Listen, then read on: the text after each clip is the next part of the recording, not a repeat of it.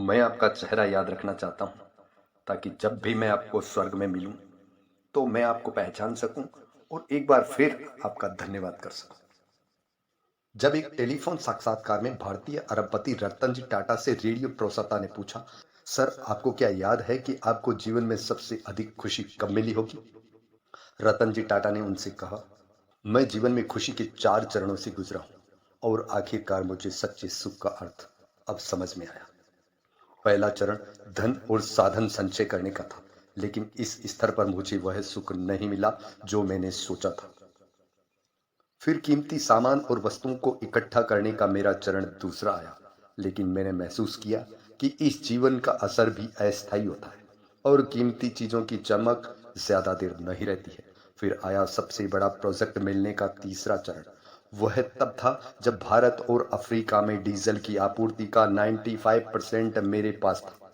मैं भारत और एशिया में सबसे बड़ा इस्पात कारखाने का मालिक भी था, लेकिन यहां भी मुझे वो खुशी नहीं मिली जिसकी मैंने कल्पना की थी। चौथा चरण वह था जब मेरे एक मित्र ने मुझे कुछ विकलांग बच्चों के लिए व्हील चेयर खरीदने के लिए कहा। लगभग 200 बच्चे थे। दोस्त के कहने पर मैंने तुरंत व्हील चेयर खरीद ली, लेकिन दोस्त ने जिद की कि मैं उसके साथ जाऊं और बच्चों को व्हील चेयर भेंट करूं। मैं तैयार होकर उसके साथ चला गया। वहां मैंने बहुत सारे बच्चों को अपने हाथों से व्हील चेयर दी। मैंने इन बच्चों के चेहरे पर वह खुशी की अजीब सी चमक देखी। मैंने उन बच्चों को व्हील चेयर पर बैठे, घूमते और मस्ती करते हुए देखा। यह ऐसा था जैसे वे किसी पिकनिक स्पॉट पर पहुंच गए हों, जहां वे बड़ा उपहार जीतकर उसे शेयर कर रहे हों।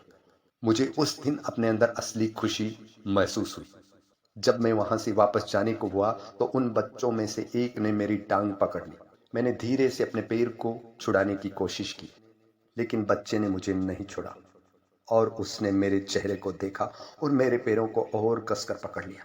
मैं झुक गया और बच्चे से पूछा, क्या तुम्हें कुछ और चाहिए? तब उस बच्चे ने मुझे जो जवाब दिया, उसने न केवल मुझे झकझोर दिया, बल्कि जीवन के प्रति मेरे दृष्टिकोण को पूरी तरह से बदल दिया। उस बच्चे ने कहा, मैं आपका चेहरा याद रखना चाहता हूं ताकि जब मैं आपसे स्वर्ग में मिलूं तो मैं आपको पहचान सकूं और एक बार फिर आपका धन्यवाद कर सकूं। इस कहानी का मर्म यह है कि हम सभी को अपने अंतर मन में झांकना चाहिए और यह मनन अवश्य करना चाहिए कि इस जीवन और संसार में सारी सांसारिक गतिविधियों को छोड़ने के बाद आपको किस लिए याद किया जाएगा। क्या कोई आपका चेहरा फिर से देखना चाहेगा? ये आपके लिए बहुत मायने रखता है।